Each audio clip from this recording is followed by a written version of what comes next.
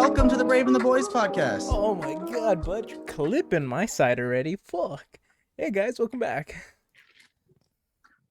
On this week's episode, we talk about all the cool new DC stuff that came out that I didn't read. I literally spent like an hour. It took like an hour at a coffee shop, and I got to read every new book. And Jake had told me multiples of times how cool the stuff is coming out, how like awesome the stories have been. And I sat down and I read a comic that I was supposed to read about 2 weeks ago. I literally told him, I was like, read this book, and we can talk about it, and then have engaging content where we both say our ideas. Because I'm so tired of doing this thing where I explain something not as good, and then like it's just me explaining to him something that he should be reading. Hey, but I've been reading Sandman. I don't want to hear one more fucking time that you're reading Sandman until you finish it. I'm only like in the middle of Omnibus 2. I still have a whole third one to read. Don't read the third one, dude. None of it matters. All of it matters. Nothing ends. It's not the right book. Is my video screen smaller than yours? Nah, watch. I mean, like width-wise, just slightly. Hold on. There you go.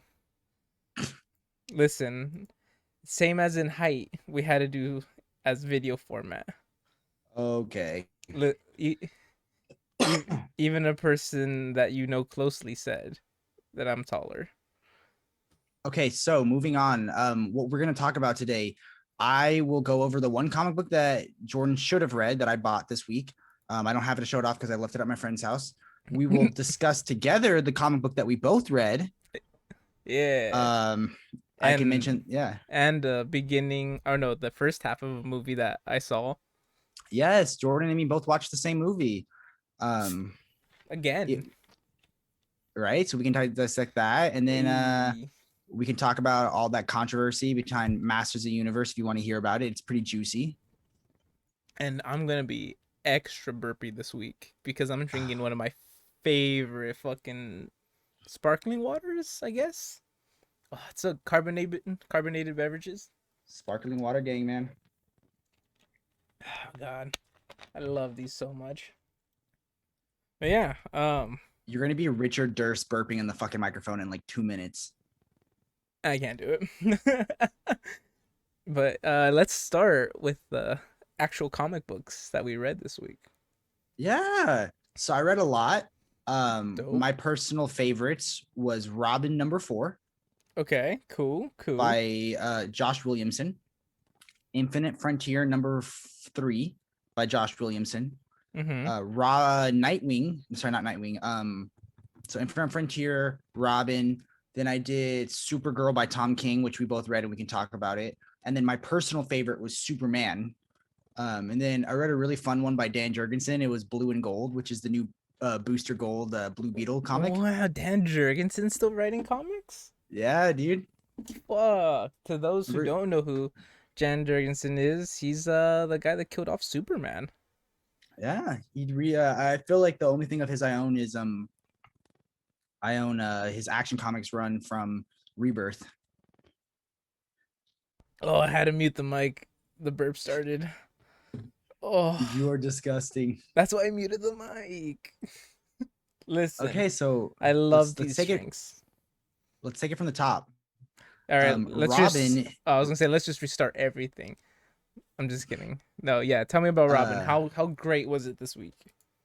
Yes. So what's going on in Robin is it's almost very anime-esque, but essentially he's on an island called the Lazarus Island, basically, where it's a tournament with all the best like younger fighters. So you have like Deathstroke's kids, and you have Green Arrow's kid, Connor Hawk, and you have like a bunch of just assassins and all that kind of stuff, and ninjas and Damian Wayne. And if you die on the island, you're brought back to life. Ooh. So I thought you were gonna say it was the Island of Lost Toys. Right, the Island of Lost Toys. Yeah, that's some creepy fucking animation. It was, but it's so good. But so this one was kind of cool because like the tournament doesn't begin until every fighter has died at least once, and when you die, you come back to life instantly. So they don't want Damian fighting in this tournament because he's on the outs with his mother and he's on the outs with his father. Mm-hmm. So they like throw him off the side of the island so he doesn't die. And he washes up on an island with his and he meets his grandfather, and they make Ra's al Ghul like as sexy as possible. So he's just yeah. Like I saw a Reddit post where it was like, "Sexy Ra's isn't real. Sexy Ra's can't hurt you," and they just give him long flowing hair, and he's just like a hippie now, and he's just like, "Look, I've lost, but like my failures are leading to something good, and I'm just peacefully meditating now." And it's just like they just make him a fucking hippie. Okay, that sounds different. But the comic ends with Nightwing and all the Robins and spoiler and everyone's being like, you need to come home, because I think they're setting up this big Gotham crossover that's happening pretty soon. Okay, sounds interessante. Yeah, I didn't do a good job of it, but honestly, it's just wicked fight scenes. It's very anime-esque. And one sad part about it is he keeps seeing the ghost of Alfred that like Oh, just negs him.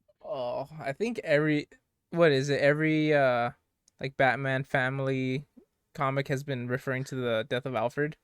Oh yeah, they're just like, it's real, it's sticking. It's happening, or it's happened. Get over Um, it. my favorite comic was Superman, Son of Kal-El. So for those of you that don't know, Superman has a son, Mhm. and his son gets aged up to young 20s, and he's currently our generation Superman. So it was the first issue of that, and just this really touching story of like this horrible wildfire going on. It's like a once in 100-year fire, and the military's there, and at the core, Superman, or the new Superman's son, can tell that it's a metahuman doing this on accident by his stress. So Superman Mm. just flies down and just gives him a hug and just uses compassion, and like um and then the military take him away, and Superman's son John is just like, that's kind of fucking whack. So Mhm. he goes to the island that Damian's on, and Damian's like in the middle of fighting a bunch of ninjas, and Superman's just casually sitting there, and he's talking with him, and he's just like, I don't want to keep fixing like the problem. I want to solve these things. I want to solve like global warming, and I want to solve like overpopulation, and I want to solve like food scarcity, and like he's like, I want to make the world a better place, and I'm powerful enough to do it, but I don't know what to do. I So thought that's you were gonna say it was like Minority Report, where he's like, I want to stop the problems before they happen. yeah. I mean, he's fast enough to. Yeah. He's like, as soon as he feels the intent in the air. Um, there was a really cool flashback though with the day of John was born, and like basically Superman goes to fight these aliens that are going to attack Earth, and Martian Manhunter and Green Lantern are there, and they're fighting the aliens. And they're like, Superman, you cannot be here. Go to the Fortress of Solitude where you're needed. Like this is a weak alien invasion. We don't need you. And he flies down to the Fortress of Solitude, and Batman's standing guard out front, and then Wonder Woman's inside helping deliver the baby, and they're just talking about how like Superman's son could be the greatest hero of them all, because he'll have the Ooh. fierceness of Lois Lane and the compassion of Superman. So just an all-around great book. I even went to the store and bought it. I would show it off right now, but I left it at my friend's house. I was gonna say, didn't John Kent, wasn't he born in Contagion? Not Contagion, Convergence? Convergence, yes. Was he born or conceived? It was one of those two. One of those two I think happened. he might have been conceived, because but we can his birth is in the Superman omnibus. Like they just extended it for the first issue. Oh, okay. Um so I don't know, man. I loved it. I just love positivity and hopefulness and optimism. And Mm-hmm. I love Tom Taylor's writing. He's currently writing my two favorite books, which is Superman and Nightwing. Oh, Um okay. Cool. I was gonna say Tom Taylor, and I was thinking of someone else for some reason. Yeah, I we like. love Tom yeah, we love Tom Taylor. Yeah, great writing for both Marvel and DC. And then I guess lastly, the one that we both read would be oh god, I mean, I also read issue 11 out of 12 of fucking Strange Strange Adventures. Adventures. I Ah, that I won't get into, man, because that you need to read. I think now that they're up to 11, you should get caught up, and then when number 12 comes out, we can go over through the whole series, because holy fuck, the twist that Tom King pulls off is insane. I've I've heard, like, I've been seeing the Twitter posts about it, but not spoilers. Just like, oh my god, like what the fuck. But mostly it's a image of Adam Strange, and it goes, I'm Adam Strange, and I don't know. That's the only like thing I've seen from issue 11. Dude, Adam Strange is so good, and that book has the greatest art because it has two artists. Yeah, Fitzgerald and hit me with the other one, Jake. Um, Yep, perfect. That one. not Clayman. It's Doc Shannon. Doc Shannon. Yeah, Uh, I just remember Fitzgerald because you tweeted him. yes. Yeah. I think if I could pick 3 people to have on as guests for our podcast, it would be Mitch Gerald, it would be Tom King, and Tom Taylor. Okay. Yeah. That's a good coverage. Yeah. I'm not skipping through the Supergirl issue to remind myself what happened in this issue. I did that this morning with fast forward on the movie because I wanted to remember what parts were in part 1 and what parts were in part 2. Yeah. So to get into our shared comic book that we read this week, Supergirl issue 2, written by Tom King, illustrated beautifully by, You're gonna butcher her name. I'm gonna butcher it like no fucking I tomorrow. think she's from Brazil. That's why I'm just gonna say Evely. It's on the cover. That's why it's just last names. Written by King, illustrated by Evely, and I'm assuming colored by Lopez.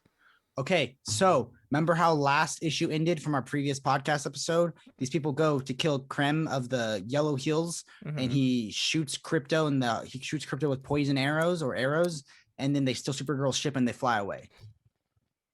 Yeah, 100%. This issue jumps straight into that by showing you something in the future.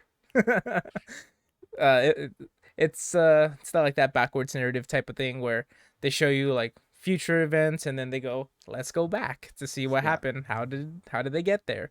Dude, that's one of my favorite comic pop like jokes that they keep doing. Have you ever seen it? I know you've seen the show, but it's the Yeah. how do we get here? Where do we go? Let's go back. I love, but yeah, I think we should pull up a photo of Space Bus because that was all the rage on Twitter this week. was it? Tom King tweeted this week, and he was like, "I just finished my final letterings for Rorschach. You guys are all going to be shocked when the Space Bus shows up." That's but funny. essentially, this whole issue takes place because Supergirl doesn't have her powers, and they're trying to find this guy on a bus, and they're just traveling, and it's all the shitty parts of road traveling within an intergalactic world with aliens, and there's a space bus that will show off. Oh, was I supposed to pull up the picture? Yeah. Oh fuck! All right, I'm on it. I would just open my my cover thing, but like last week, it didn't fucking come up. Uh, what did I type in? Search Supergirl. Woman of Tomorrow Space Bus or Tom King Space Bus. Let's see. And I'm not gonna pull it up until I know that I have the picture on here. I don't want a repeat of last week. If you search Tom King Space Bus, it's one of the first images on images. On it. Tom King Space Bus. I don't see anything. Okay, I'm sending it to you. All right, send it to me. But yeah, Space Bus. It's a realistic interpretation of what I would assume riding a bus is. Listen, I live in LA. Everybody has cars here. I've never really taken a bus other than a school bus. But yeah, it was cool. It was funny. I had to deal with like the universal issue of people intruding on your space while in a cramped area. I think I sent two images. okay. I was gonna say I think I'm butchering like the comedic value of Space Bus. Let's see. It's a bus in space. How do you guys not get the big the big deal of this? Let's see. I see one. There's a funny little there's a little funny anecdote. This is when I heard this when Tom King was being interviewed by Sal from Comic Pop, where he was like, just he needed Supergirl to fight something out in space. He needed something to attack the space bus, and his like young kid was just like Space Dragon, and he's like, fuck it, Space Dragon. So cute. Supergirl fights. See, look, guys, that's the space bus. Space Bus. Bam. And wow. That's for fighting the dragon. And apparently those wings were like a homage to like a certain Like Carol a Danvers, Laura Danvers era of Supergirl, like a I was gonna say to a Jean Grey. oh, it was a Supergirl thing, but everyone on Reddit was talking about it. I didn't know what it was. I was thinking, did you say Carol Danvers? Carol, Oh, Laura, one of the Danvers that Supergirl is not. okay. I was gonna say Carol Danvers. Miss Marvel, not Miss Marvel anymore. Captain Marvel. But I think Kara Danvers is Supergirl. Can you talk about the fact that there's Carol Danvers and Kara Danvers? Like how there's a Slade Wilson and a Wade Wilson, Well, that's intentional. or a Swamp Thing and a Man Thing. They were roommates. They were roommates. I told that story. Look at me listening and remembering. Damn, more than me. I had to look up the ending of what happened in this issue of Supergirl. Basically, the whole story is they're traveling, and you just get little vignettes, little snippets of how amazing Supergirl is, and like she doesn't take any gruff. She fights people. She's She shows tough her as nails. she shows her compassion. She teaches our main character how to wash her hands because she comes from a planet where that's not a thing. And basically the big thing that you learn or that we don't learn is what Crypto's fate is. Crypto is poison. The reason Supergirl's going after him is because she's trying to get the poison to, I'm assuming, synthesize an antidote. I really don't think the same man that killed Alfred would kill Crypto. Lavas tus manos. But as of right now, Crypto doesn't look like he's doing too good or even alive at all. He's doing rough. Horrible. I just watched Jungle Cruise, and if any of you guys have been to Disneyland, on the Jungle Cruise, they tell these cheesy jokes, and they incorporated all of those cheesy jokes into the movie. Oh, really? Yeah, and it's just The Rock saying them, like the backside of water, or like That's fun. I think that's the smartest thing that Disney's ever done. yeah. This movie, Jungle Cruise, was so good, and it was so swashbuckling. It was like The Mummy or Pirates of the Caribbean. Like it was just like one of those adventure romps that we used to get in like the early 2000s. Okay, I get it. I understand where you're coming from. Like you could have easily slapped Brendan Fraser in this movie, and it would have been great. Can we talk about how much I miss Brendan Fraser? Yeah, dude, that sucks what happened to him. If you know his story, Dude, like he got diddled by a big producer, and he like spoke out against him, and then they like blackballed his career. What a rough life to live. But he ended up as a DC superhero.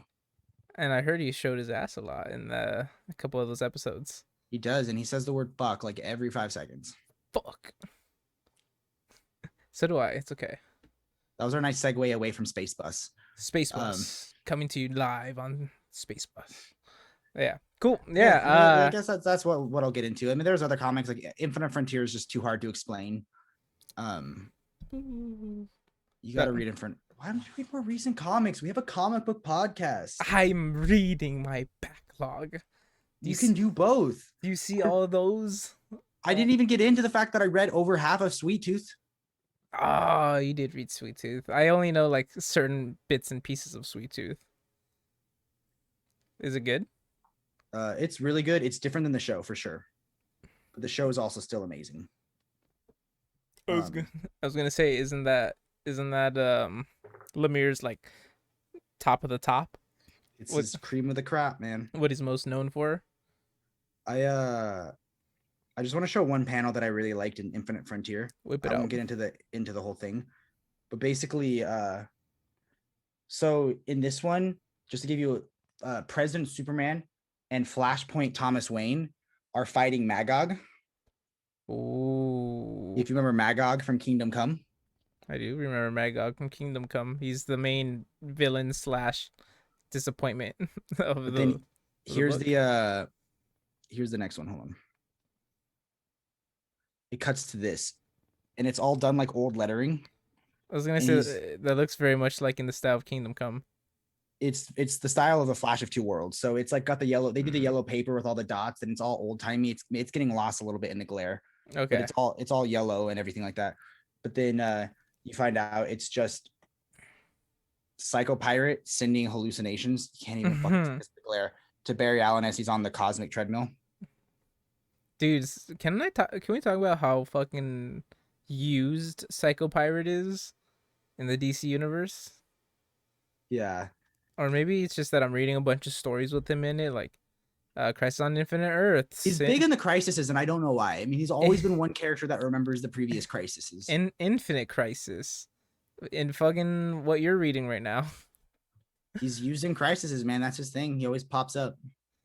Why? What is he cool? Is he No, supposed to be cool? I should say. his superpower is he can change your emotions.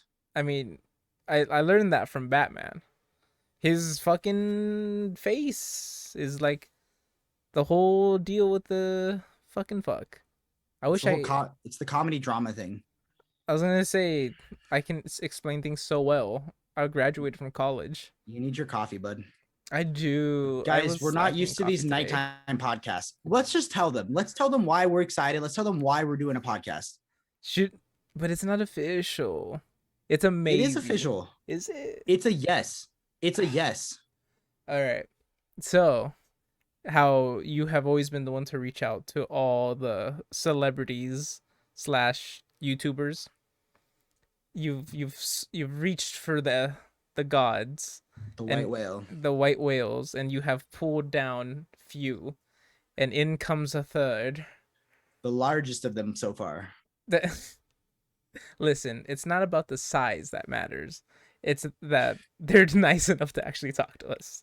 Oh yeah, dude. I was just joking. I know, but holy shit, you reached out to Sal from Comic Pop, and he got back to us Yeah, today. so I reached out to him a couple months ago, and I haven't like, and I've tweeted at him too. So I emailed him, I tweeted at him, and he was like, "Hey guys, like he's like, send me an episode of your show. Let me see what it's like."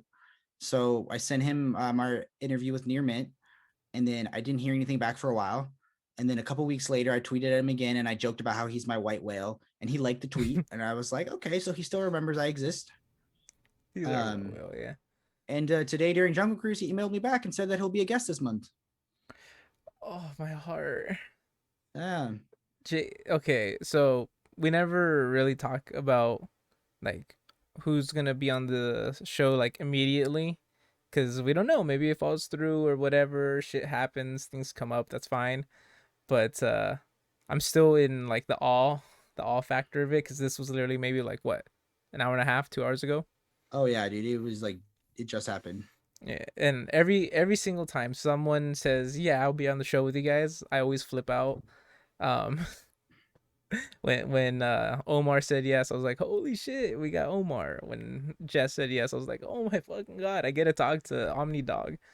And now, Yeah, Sal. it's awesome. It's awesome because we've spent hours of our life. Wow, but there's like a lag on my side. Is there a lag on your side? I'm fine. Oh, okay, it was like it looked like I was lagging. Whatever. I spent hours watching these guys, and then it's like you get to be inside a video. It feels like you're watching a 3D video because you get to contribute and ask questions and talk to these people, and they're all so nice. Mm-hmm. Like this is we've said it multiple times, and this is only episode 15 of our podcast, and this is just for us to like sit down and talk about comics like once a week, just the bullshit because we did this anyways back when we worked together, and well, we still want to do it because it's fun. We're friends. They're like Jess said. Acquaintances. Yeah, so shut the fuck up. Like Jess said, You're when you getting a don't little have chummy many for me. people, Yeah. when you don't have many people to talk about something, you really got to hold on to those who like have your common interests. Yeah. And I guess I like Jake enough to have a podcast with him. Yeah. But yeah, this is always just something to have fun and just the opportunity to talk to some of the people that I watch, and to me they're celebrities. They're the people that I watch like every day, every week when they post something, we're on it. But yeah, it's crazy. It's fun. It's surreal. I think it's the like easiest way to sum it up. Oh yeah. I mean, you have to think that like they're legitimately like our heroes, and for this weird niche thing that we do, because it's not even just comic books, it's YouTube comic book, which is such a weird niche. Okay, hold on, real quick, because you've said this multiple times on the show, and I had to look this up because I was confused. You say niche, I say niche. I think it is niche, but They're you can both say it, correct. but a niche is a thing. So a niche is a thing, but a niche is also something similar. Or well, they mean the same thing. It's just that which way you say it. I've seen niche is more American, niche is more of the French variety to say. There are two common pronunciation variances, both of which are considered correct. Niche rhymes with sheesh, Hmm. and niche rhymes with pitch. Yeah. Niche is the more common one and the older of the two pronunciations. Hmm. Our evidence suggests that in British English, niche is now the more common pronunciation. So, of course, knowing me, I say things the pretentious way. I, wait, that niche is the British way, or niche is the? Because Niche is the older, niche is the more common now. okay, because I've always heard niche. Like that's always been my understanding. And the first time you said niche, I was like, what the fuck's a niche? Yeah. But yeah, but then Omar said it, and I was like, hold on, maybe I'm wrong. Yeah. But I googled it, and you googled it, so now we know that we're both right.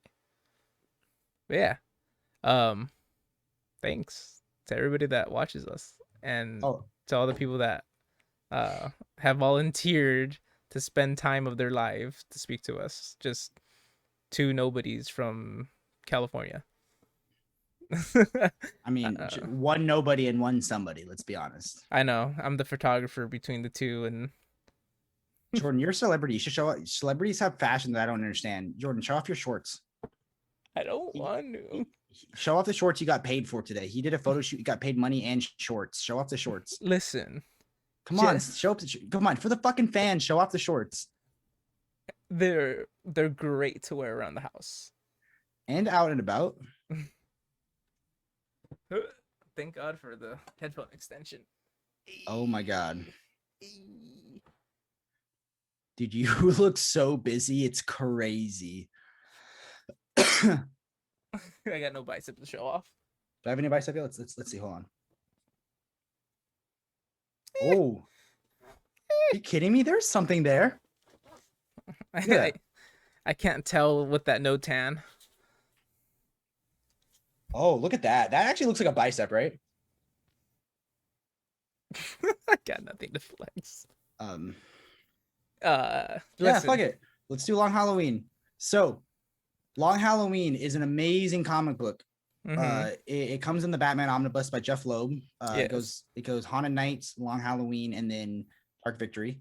Long Halloween is like when you read year one to start, I always say go Long Halloween as year two.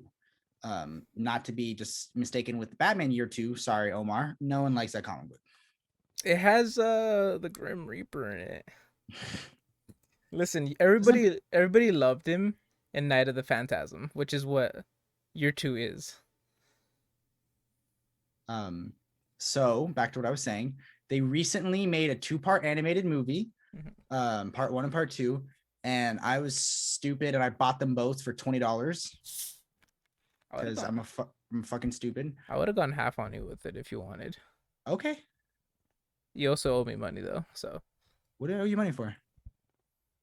What about our Zoom spendings? Oh, we pay money for it? Yes. How much do we pay? Like 15 a month. Oh, damn, man. Just let me know. I'll send you money. I had no idea. We'll call it even for this month. Yeah. It was people had comments to say. Like the guy that we're interviewing soon did not like it. Sal wasn't the biggest fan. Then again, he's not a fan of a lot of DC animated properties. Just because they do kind of butcher some things, because you do have to have some context behind a lot of them, and they just try to sum it up and cut them to try to make sense. I thought they butchered Hush. I'm not gonna lie, I didn't watch it. Oh, they butchered it, dude. Do you know what one of the big twists at the end of Hush? That Jason Todd was actually alive that fought Batman. Nothing to do with Hush. All right. The identity of Hush. Do you know? Have you read Hush, the comic book? I know the ending. I know who Hush is. Well, in the movie, Hush is the Riddler. Aww. Aww, that's lame. Isn't that lame? That's lame. Yeah, okay. They butchered Hush, right? Yeah. That sucks. Okay, yes, DC does fuck up. Let's go back to the movie that we're talking about, Long Halloween Part 1. Real We quick, could do both parts, but Jordan didn't watch both parts. really quick. Killing Joke. Just don't watch the first 30 minutes. Just skip. Just skip. You don't need it. Dude, I Trust can't me. wait. I can't wait till that big titty Bruce Timm book comes out. That's gonna be my. We should both buy it. It's an absolute. I forgot about that. Do you think it's on Amazon yet? Like, is the listing up?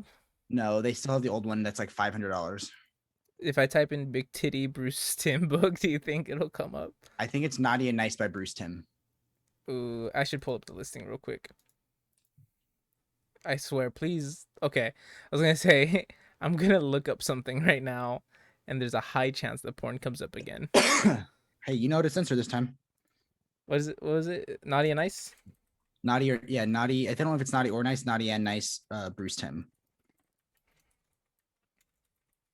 Bruce Timm. Um, I'm glad I didn't pull it up yet, because there's definitely nudity. Let's skip that. Oh, I can't show the cover. Yeah, you can. Just show the cover. Oh, I can't show the cover. I know. Show the cover. It's a drawing. It's not real. We won't get taken down. I'm still gonna censor some portion of it. All right. Boop. That does not need to be censored. There's no nipple. Oh, I have a feeling YouTube doesn't care about nipple or not. Was it the good girl art of Bruce Timm, Naughty and Nice, $400. The Good Girl Art of Bruce Timm showcases nearly 300 full color line and pencil images of partially clothed and nude women of almost every conceivable description and temperament, some accompanied by Tim's comments. You know, I am curious to hear about Tim's comments. That's probably why I'll buy the book. That is the book that was recommended to me by a pervy old man. Listen, I read it I buy it just so I could read Bruce Timm's thoughts about his art. Yeah, Jordan reads for the articles. That's the only reason why I would ever buy it. I've never bought a porn magazine. Is it something that everyone has experienced like once in their life? So we rented out a guy's garage in high school so we could sell drugs out of it. When our friend's dad was moving, so we thought we couldn't sell drugs at their house anymore. For those that don't know, I used to be a drug dealer. I'm like the most sober guy in the world now. Long story short, he was like, I'll give you a discount on the first month's rent if you clean out our garage. And we went into the garage and there was a box full to the brim of 60s and 70s classic porno mags. Woo! There was some hairy pelvises in those. Yes, more hair, more bush, more afros on every part of the body than you can imagine, man. More than your facial hair right now. Oh yeah, my beard is nothing right now compared to the more hair. Than my facial hair. That's the biggest beard Jordan can grow. Shut up. You know what? It's true. No, you're right. You have one bigger beard, Isabel. Fuck you. And my whole family likes to make that joke too. I mean, because it's not a joke. Hey. Back to what we were saying. Let's go back to the movie. Let's go back to Long Halloween Part 1. Did you like it? Yes or no? In short, yeah. Yeah. Yeah. It was fine. It's fine. Part 2 gets a lot better. I didn't know there was an end credit scene to Part 1 that sets up Part 2. There is? Yeah. If you don't watch the end credit scene, you will be confused at the start of Part 2, like I was.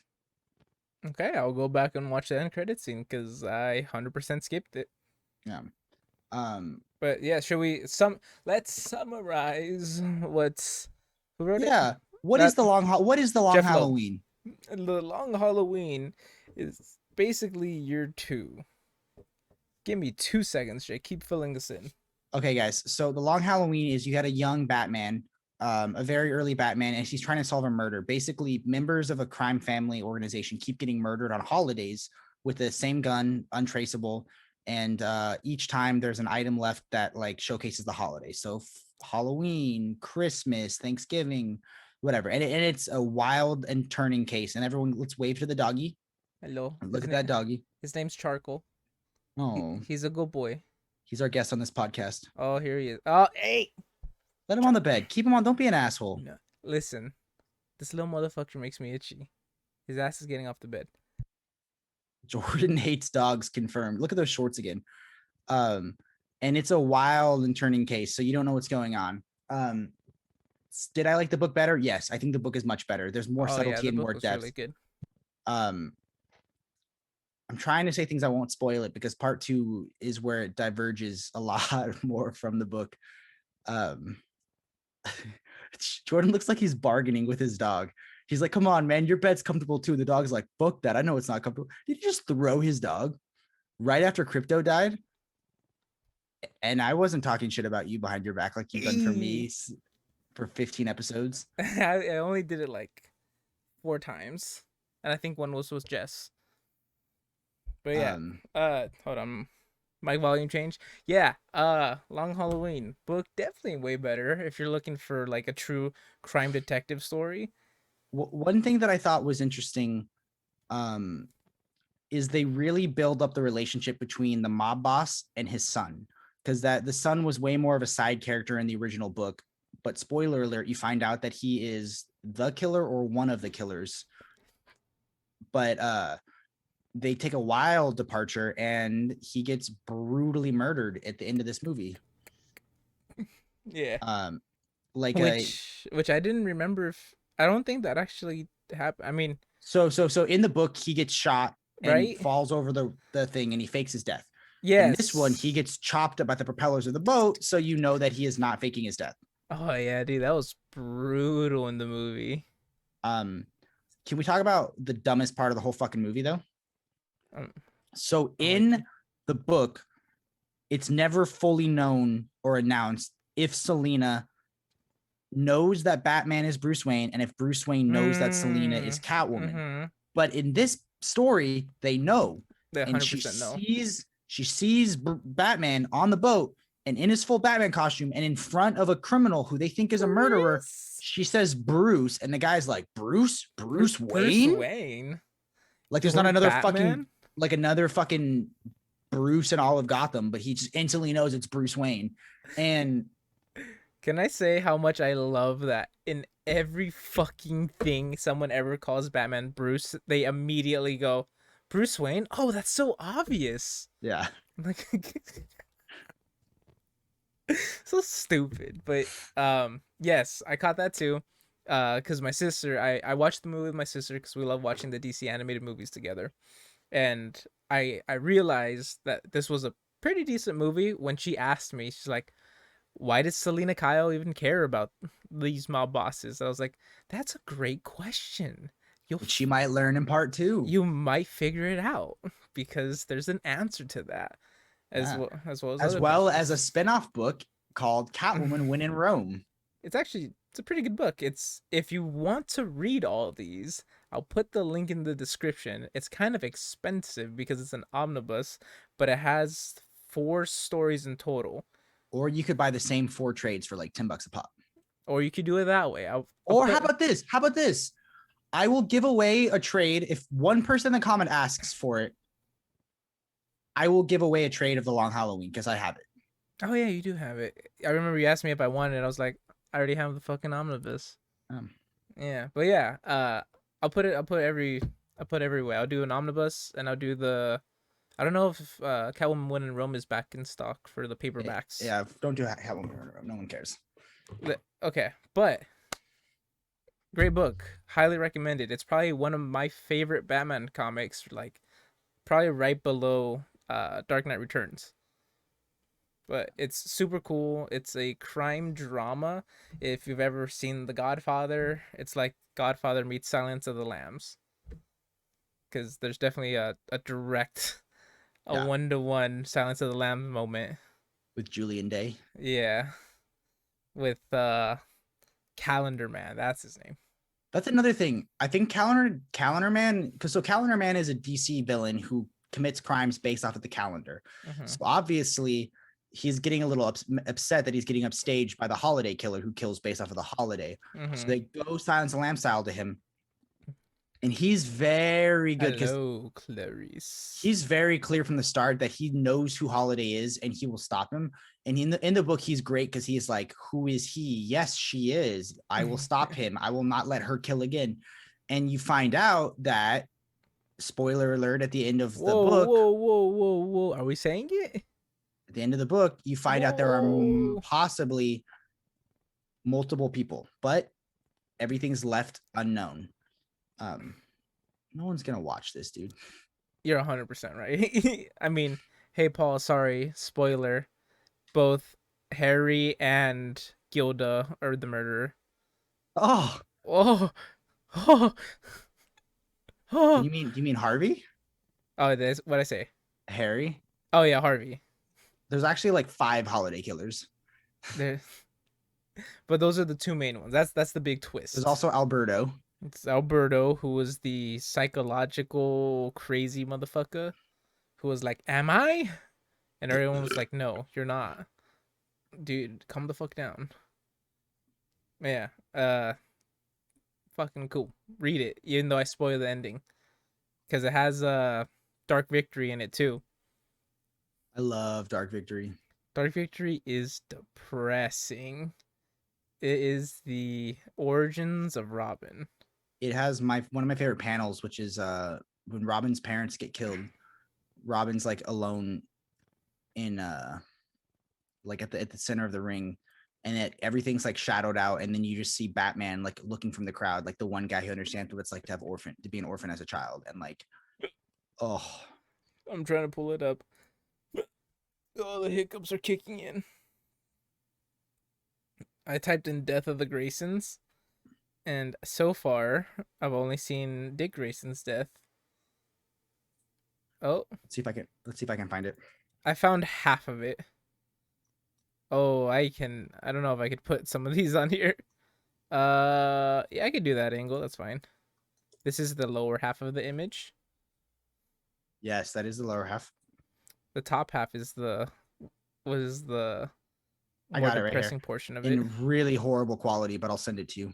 Send it this way. Everyone wants to watch it. All 20 viewers. Oh God, it's worse than I could even possibly imagine. I need to see it now. It's on Pinterest. Pinterest is supposed to have high res. No, images, it's just right? like it's just gonna like format where you'll see. All right. Here you go, man. Whatever. Send Why it. am I so much better at finding these things than you? Because you use Google and I use DuckDuckGo. I'm gonna complain about something that me and Jordan went through. So there's a He-Man omnibus that's like $150 normally. It's on sale for $114 right now. And they said you can buy it digitally for $1.99. You're saving $140. And I'm like, what the fuck? So I bought it, he buys it. And then I realized I bought it on the wrong Amazon. So I had to switch over into a new another Amazon, and then like I bought it. And then I realized for whatever fucking reason, they just give you the first issue. So they lie to you. Oh, this is gross. Hold on, I gotta pull it up now.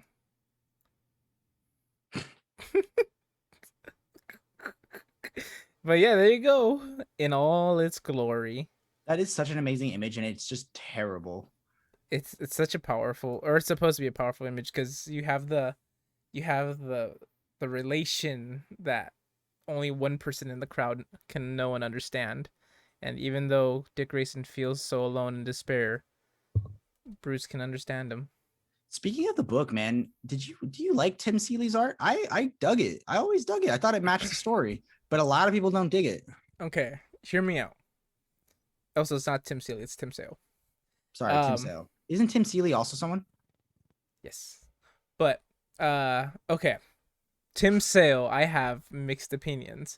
Unlike Ramita Jr., which is only one opinion.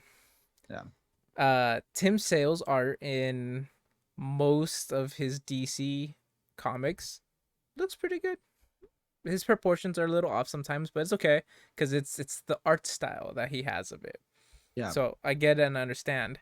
When Tom King was doing his run on Batman, Tim Sale was the variant artist for I think the first 20 issues, probably actually way more, but I only remember up to 20. And they're weird. They're weird covers, right? Fuck those. I would hear people say like, "Oh, that's a really good variant cover. I'd rather that." And I go, "Get the fuck out of here." Like they're two-toned images of a shadow and a foreground that I can't. I didn't like it. I had the same opinion of Vermita Jr., which is trash. Yeah. I mean, to all respect, I know illustrating comic books on a fucking daily, weekly, monthly basis is difficult and hard because you have multiples to do, and you have to read the notes left behind to get the image perfect. But it's not for me. Their art is nowhere near what I prefer. Yeah. But Um, I guess segueing off the He-Man omnibus thing, do you want to hear about the He-Man controversy? What's going on right now? yes, I was curious. I haven't seen it. It's only 5 episodes, right? Yeah, it's the first half. Okay. So Kevin Smith was approached to do He-Man, and he brought on Mark Bernardin, who I love. They do a podcast that they're called Fat Man Beyond. That's my favorite podcast. Um, Getting Mark Bernardin on as a guest would be a dream come true. I've been trying for a while. He Mm-hmm. just wrote an amazing comic called The Door and the Distance about his daughter with autism. That's digital only. I'm probably going to buy it soon. And then he had Eric Casau, who's a Supergirl writer who also wrote Justice League versus the Fatal Five. So he's got like some really great people with bona fides or bona fides, whatever the fuck it's called. Mm-hmm. But there came out a rumor that He-Man was sorry. This show is not called He-Man and the Master of the Universe like the original show. This show is called Masters of the Universe Revelation. Mm-hmm. So there's this rumor that came out from an article from a news source called Chucklefish that was like He-Man is a bait and switch. They cuck He-Man. Tila, which is like the main girl, she becomes a lesbian and she wields the sword of power. And the whole thing is just a bait and switch, and that He-Man's not in it, and they cuck He-Man and all of this like soy boy beta cock lesbian agenda bullshit. Okay. And Kevin Smith's like, that's a lie. Mm-hmm. None of that is true. Mm-hmm. There's lots of He-Man in our show. Mm-hmm. And then, do you want me to avoid spoilers from the show or get into spoilers from the show? You get spoiled, dude. Okay. It's fine. So the very first episode, He-Man dies. Ooh. And he takes all of the magic of Eternia with him. And he kills Skeletor. Oh. Okay. Yeah. Yeah.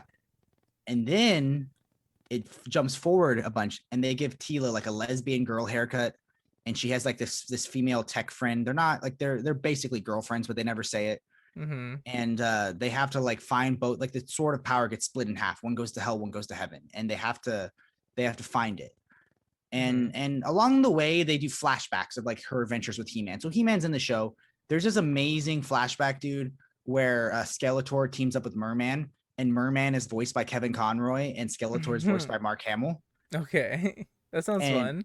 Mark Hamill had been Mark Bernardin had been tweeting because he wrote episode 2 for a while that he wrote the stupidest line in the world, and it made it through all the scripts, and like he got Mark Hamill to say it. And it's such a dumb line, dude. Basically, they're on a boat because they're with Merman, and they throw everyone overboard, and like they're all sinking under the water, and it cuts back up to the boat, and Skeletor's on the boat, and he's just like, what if we painted the ship a nice granite? That's definitely a Mark Hamill line. That's dude, great. so fucking good, dude. Mark Bernardin was so proud he got Mark Hamill to say that line. And then like, whatever. But basically, they have to go to hell to get half the sword. They have to go to heaven to get the other half of the sword. Mm-hmm. So, and then He-Man's there as Prince Adam, and he's like, yo, like, I'm gonna come back to you. I'm gonna, even if they can never go back to heaven again, because if he leaves, if he leaves heaven, he can never go back. He's like, I don't care. I'm gonna leave heaven and I'm gonna help you guys. He comes back. You think he's transforming into He-Man. Skeletor pops out of an evil staff, kills He-Man again. He-Man now Skeletor has the sword. Skeletor says, I have the power, gets hit by the bolt, turns into Skelegod. Yes. And then the show ends. This sounds amazing. So, and it does sound kind of like a cuck. But here's the whole thing is that if He-Man was there, they would solve everything instantly. Yes. This brought up all of the side characters, did really amazing things, so well written. It's super good. And there's no way he's going to stay dead. Now Prince Adam has to step up without being able to transform into He-Man. And like they're promising, like, dude, you really don't think that He-Man's going to be in the rest of the show? You really think that they cuck him twice?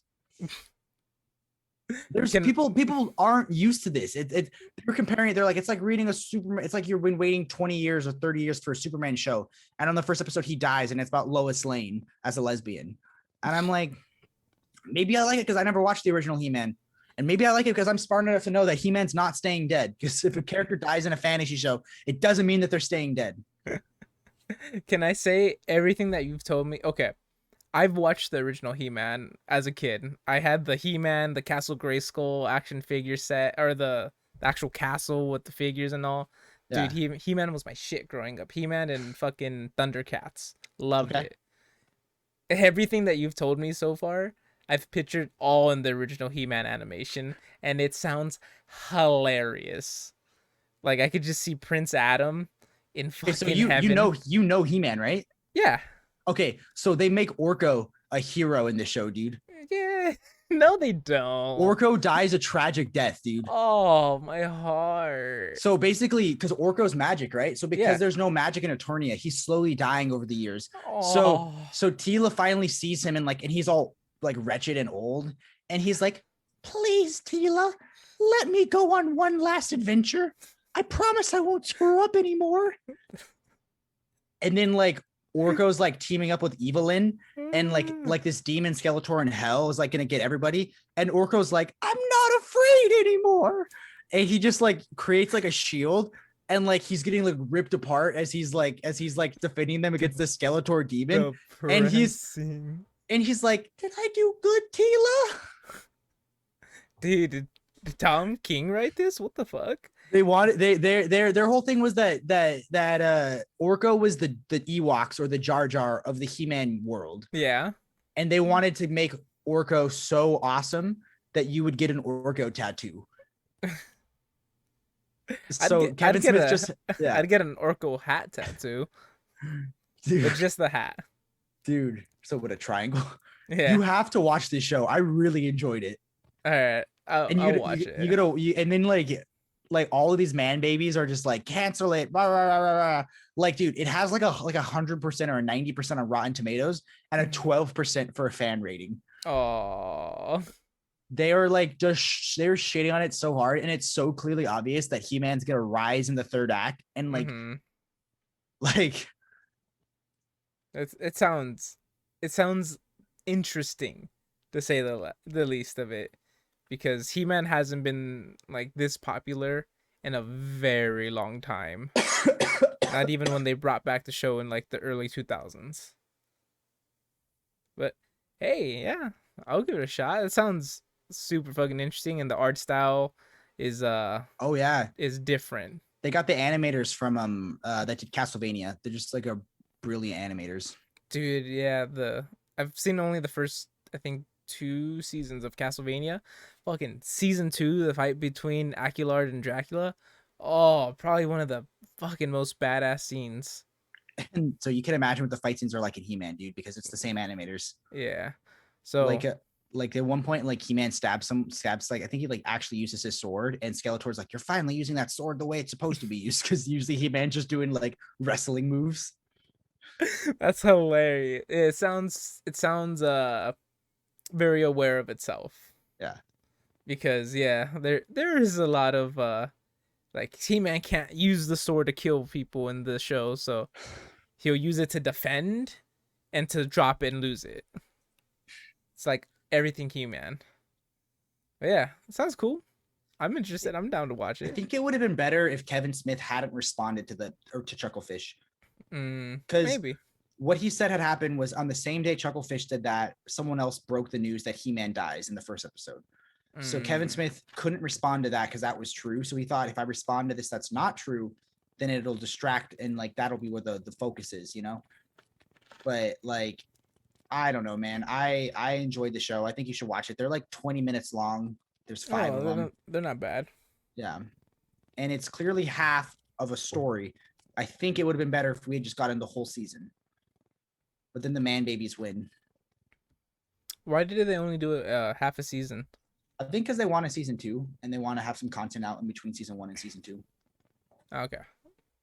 I get that.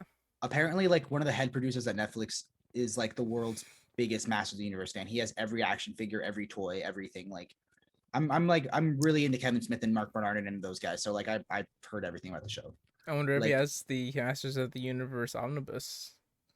The most popular comic book podcast is called Word Balloon. Have you ever watched it before with John Snustros?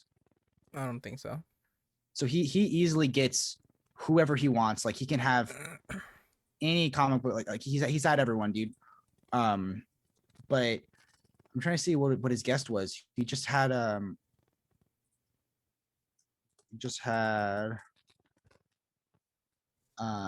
Seeley. That's why I thought of Tim Seeley with Tim Sale. Tim Seeley is a longtime Masters of the Universe writer, and he has him as his guest. And Tim Seeley wrote the He-Man and Justice comic book crossover. Okay. Which I bet you would love. And in it, Tim Seeley is like, buy this omnibus. There's amazing fucking stories in here that are incredible. Yeah. But I forget where I was going with this. Oh yeah, he's just like, people forget how fucking story is. Like they love these characters so much, but they don't want anything bad to happen. It's like you need to have conflict. Mm-hmm. I mean, that's part of a story. Yeah. Have you ever seen how to write a story? Conflict is definitely right in the middle, right next to, resolution. Which sounds 100%. Which sounds like the show's missing, and maybe that's why everyone's complaining right now. Yeah. Because we're definitely in, I mean, if you look at, I mean, the two big like story methods are the Joseph Campbell's The Hero with a Thousand Faces, The Hero's Journey. And then Dan Harmon, who's one of my favorite writers, has his story circle. And like they all come down to the fact that like right before the ending, your hero needs to be in their darkest moment, the most dire moment. And whenever you have a messianic figure like He-Man or Superman or Jesus, they die and they rise again. So you really think that He-Man's gonna stay dead on a Masters of the Universe show? True. People are so stupid. Whatever, man. If the show's not for you, it's not for you. Yeah. Don't watch it. You don't. So what? If it exists, it exists. Just watch the OG He-Man, I guess. Right? And all 600 episodes in 2 seasons. Well, watch how that 2 frames a second animation worked for you. I think it's more like 10 frames a second, just because it's kind of rough. But yeah. It has a 95% for critics on Rotten Tomato and a 36% audience score. It's not the cast is great. The cast is great though, dude. Evelyn is played by Cersei from Game of Thrones. Okay. Tila is played by fucking Buffy. Okay. Kevin Conroy's Merman. Mark Hamill Skeletor. I think, if I'm not mistaken, Roboto is played by Justin Long, who I fucking love. I just watched Accepted the other day for the first time. That's cool. And then lastly, I think Man of Arms is voiced by Sir Davos, the Onion Knight from Game of Thrones. If you watch Game of Thrones, it's just dude, such a great show. I think you should watch it, man. Yeah, I'll probably enjoy it. I've always been a fan of He-Man, and I'm open to all different kinds of stories. Now that you know it's a soy boy lesbian agenda bait and switch cuck. Oh, I'm ready for it. I know what to defend myself against as soon as I start watching it. You're already going to be review bombing Rotten Tomatoes. I already put in 3 reviews right now. I don't know, man. I don't care. If people don't like it, whatever. I'll watch it. Yeah, whatever. It's not for you then. It wasn't made for you if you don't like it. Yeah. There's a ton of content out there. There's literally 1,000 fucking channels. That's a joke that I've been doing at work recently. It's I like, everyone knows, I think I've said multiple times, I sell LG TVs. I work for a brand basically. And I say, "Oh, well, I guess you weren't made for LG." I like that though. Just be an ass. Of course I don't say it to customers unless they're assholes, but you're not like our old previous coworker that said no, whoa. I don't think you can say it without getting in trouble on it. Okay, I think on that note we end it. Was there anything else you want to talk about, buddy? I'm a photographer. Hit me up. I'm just kidding. I don't care. Guys, remember to like, comment, subscribe, share, smash that like button. Tell everybody about our podcast and how we have had near mint conditions, Omni Dogs Vault, and possibly opening up Comic Pop. And also subscribe to all those guys. Those guys are fantastic. Yeah, we've put them out there multiple times, and I learned how to add shit onto YouTube. So now if you go on their videos, it links to their channel. Cause why not? I mean, Yeah. I'm sure people that are already subscribed to them have watched our videos, and not vice versa. Well, guys, it was a genuine pleasure doing this as always. Have a great night, guys, or great day. Great. I guess I don't know when you're watching it. Listen to us. It's a great night. Oh, yeah, great night. Good night, everybody.